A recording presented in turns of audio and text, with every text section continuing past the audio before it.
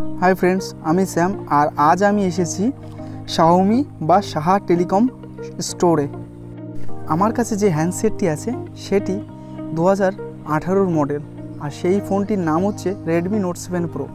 সম্প্রতি কয়েকদিন হচ্ছে সেই ফোনটি ডেথ হয়ে গেছে আর তারই ফলে আমার একটা নতুন ফোনের প্রয়োজন হয়ে পড়ল। আর তাই আজ আমি এসেছি কাঁচনাপাড়া Xiaomi বা সাহা টেলিকম স্টোরে। এখানে এই স্টোর সম্পর্কে কিছু কথা বলে রাখা দরকার।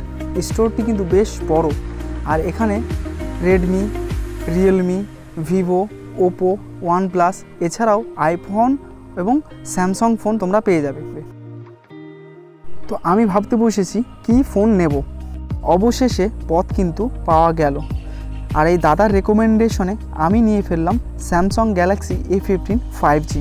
আর এই ফোনটি লঞ্চ হয়েছে কিন্তু 2024 সালে। স্যামসাংয়ের ফোন মানেই পয়সা উসুল ফোন, আর এই স্যামসাংয়ের ফোন নিয়ে বাড়তি করে বলার মতো কিছু নেই।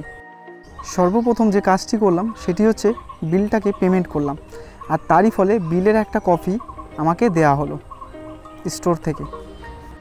এখন আমি ফোনটাকে আনবক্সিং করব।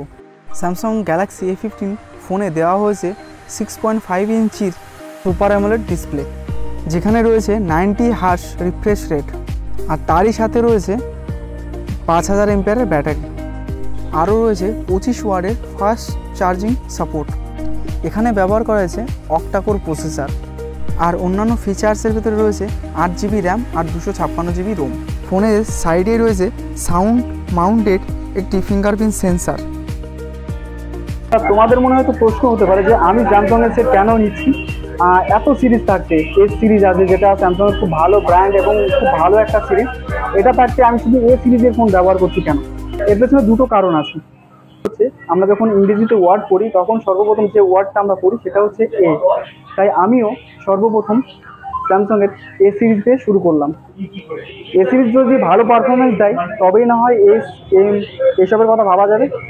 তো এস সিরিজের জন্য অপেক্ষা করো, খুব শীঘ্রই এস সিরিজ নিয়ে আমি একটা ভিডিও বানাতে চলেছি।